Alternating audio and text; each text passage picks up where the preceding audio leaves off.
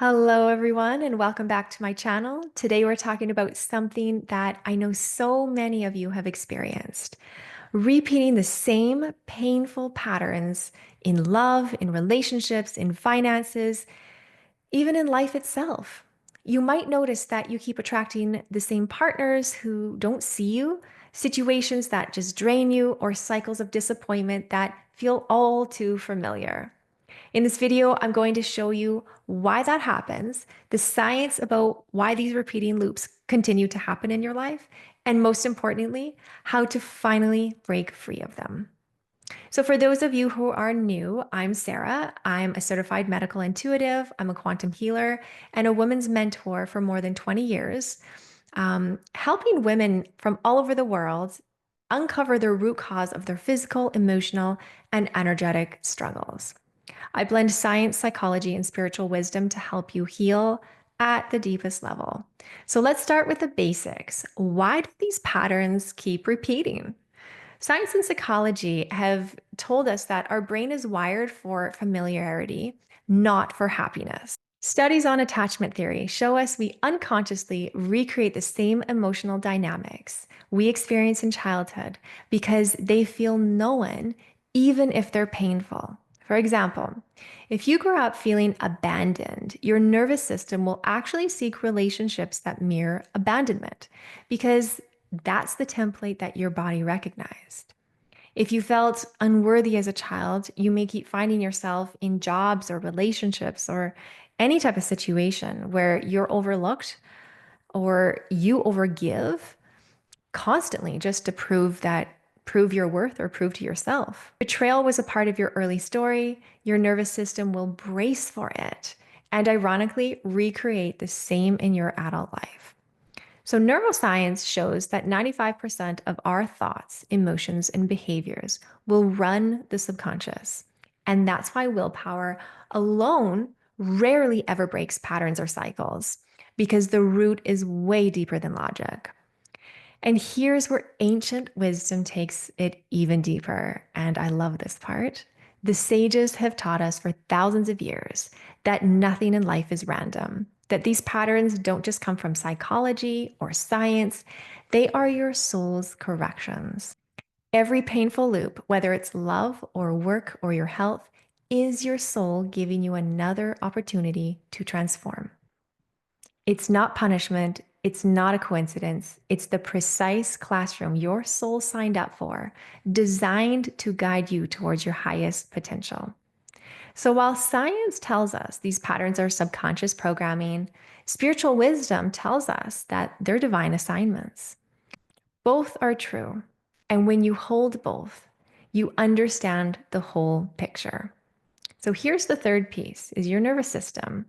Trauma research, including work from the polyvagal theory, shows that when the nervous system is dysregulated, it defaults to survival states: fight, flight, freeze, or fawn. This means that in the moments of stress, you're not making empowered choices. You're reacting from the same state that you did as a child.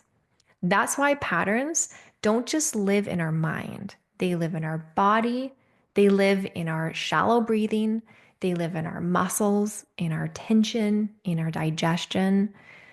Until your nervous system learns safety, your body will keep pulling you back into what it knows, not what it wants. So, at the heart of these cycles, or what I call the three core wounds, number one is betrayal. It is the wound of trust broken. Number two is abandonment, the wound being left or unseen. Number three is unworthiness, the wound of feeling not enough. And almost every repeating pattern can be traced back to one of these for everybody. Absolutely everybody. They are the blueprints that keep recreating these similar experiences until they are healed. So, all right, how are we going to break these cycles? So, now that we know kind of why the patterns repeat, let's talk about how we're going to break them. So, I'm going to teach you four practical teachings, basically, that will help you step out of the old loop and into your freedom. So, number one, take full responsibility of your life. When you blame others, whether that's your past or your circumstances, you stay powerless. Responsibility isn't about fault, it's about reclaiming your power. So, I'm going to give you a few practices for each one of these steps that I'd like you to apply. So, early morning, I would like you, before you kind of get started for your day, I want you to write down one area that you feel stuck and one action you can take today. Replace blaming language like they made me feel with ownership. I choose to show up this way. Then I want you to track 3 things daily that you are responsible for. That's your energy, your words, and your choices. All right, number 2 is starving out the negativity and ego. Our ego has 2 disguises: inferior ego, which is you're not enough, and the superior ego, I'm better than everyone. And I'm sure you can distinguish with people that you know which part of their ego is coming out, even within yourself. So, this type of ego, both types of ego, they keep you looping in separation. So, the practice is catch the ego's voice. Is it inferior or is it superior? I want you to name it and identify it and know the trigger when that type of ego comes up for you. So, ego is really about take energy.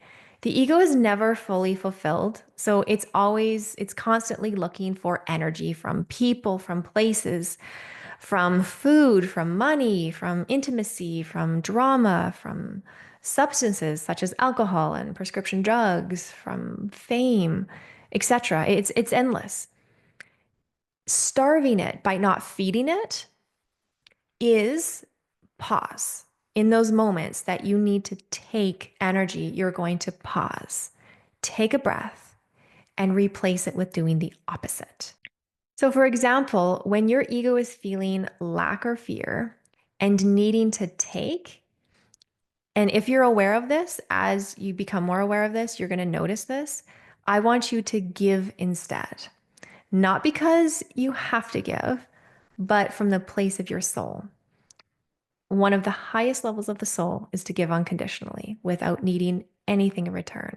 And how many humans in this world do you think can vibrate at that level? Not many. So that's where the transformation is absolutely profound. You turn the ego, who is constantly craving energy from people, from things, from all sorts of things, and turn that into a give. Miracles literally happen on the other side of that transformation. All right, so number 3, everything is good. I want you to remember that everything is good. So the sages teach for thousands of years that this universe is designed for your growth and for your benefit. And it's not random at all. Every painful experience are necessary to move us to a higher level. All right, so the practices that I'm going to give you for this is reframe daily challenges. So this could be a missed meeting, this could be a traffic jam, this could be an argument you had. Ask, how could this be good for me? Now, you may not be able to see things right away because if you're hyper focused in on the challenge, your brain is not going to allow you to see the good, but I want you to dissect it. See the good. There has to be something. When I'm driving my daughter somewhere and we happen to be late for whatever reason, we're not typically late, but let's just say this was the day that it just happened. you know, she's getting anxious. And I say, everything happens in perfect timing. Everything is good. And I'm driving this into my children because I have seen it over and over and over for so long. And these sages, they have taught this for thousands of years that everything is good. This is ancient spiritual wisdom. This is not just woo talk. That anything could have happened ahead. Anything. We could have been in a car accident. Anything could have happened if we were that 2 or 3 or 4 or 5 minutes ahead of time. It's not meant to be that we're there. We're meant to be right here. Because if we were meant to be 5 minutes earlier, we would have been. But the reality is this right here. And so being able to spot the good that came out of every situation, because we typically see it maybe a week later, or a month later, or a year later, or even 10 years later. We can extract the good, but start training yourself to see the good in the moment, or even like later that day. Because it really, psychologically, it really helps in training your brain to see it this way more often. All right, so the next thing is I want you to add a gratitude journal if you haven't already. And I want you to list 3 hidden gifts from hard moments this week. Again, not just this day, but this week. Come from gratitude. And not just I'm grateful that this thing happened, but I wouldn't change it if I was even given the opportunity for. And then I want you to have this affirmation. The universe favors my growth. Every experience is for me. Okay, so number 4 in our practicals is feeling whole while you continue to grow. Wholeness is you absolutely have everything you need. Nothing is missing, and you are still evolving. This is huge, and it is very deep, I think, but it is very simple in the same way. Most of us see ourselves as missing, fixing, adding, editing, deleting something about our internal world or our external world. Very rare do we ever say, I'm whole, I'm good, and all I need to do is give. That is very rare. But I'll tell you, the people who do that see miracles throughout their life.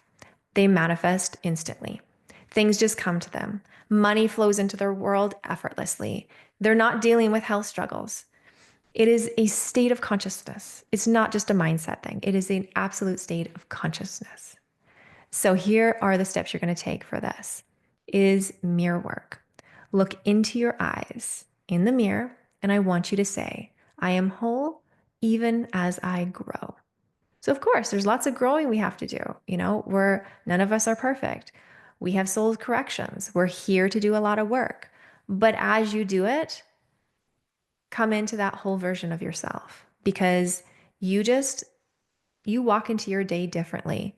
You meet new people differently. You're not needy. And that's the whole thing with the ego, is that take energy. You're not here to take when you're whole. When you're whole, you don't need anything. You don't need. And you very easily give. So the next is stop postponing joy.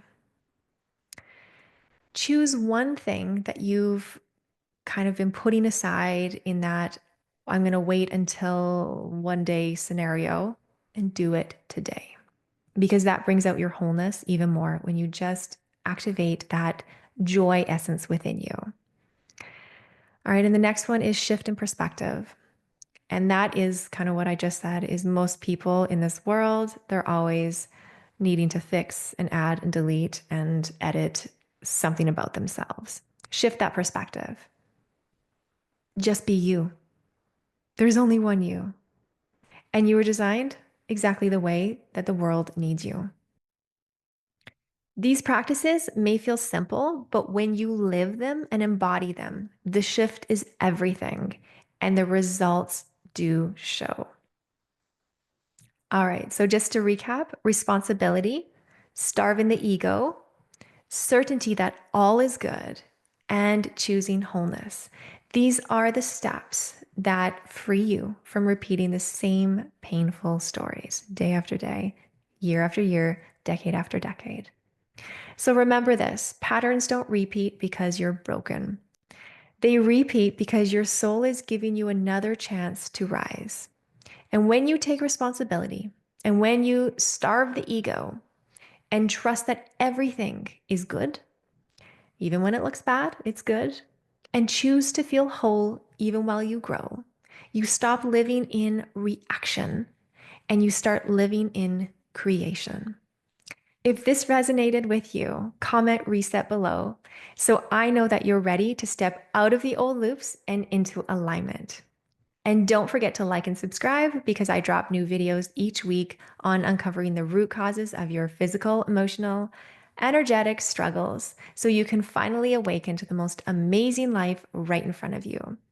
And if you're ready to go deeper and get there faster, this is the work that I do every day with women all around the world. It's, I would say, an expedited way to get there if you want to kind of speed up the pace to get to that place of peace and fulfillment. And if you want that kind of support, just check out the link below to work with me. My spaces fill up very fast, so they're very limited because there is such a high demand. And one last thing, you are not stuck. Every moment is an invitation to return to your power. And the fact that you're here right now means everything. And it means that you're already on that path.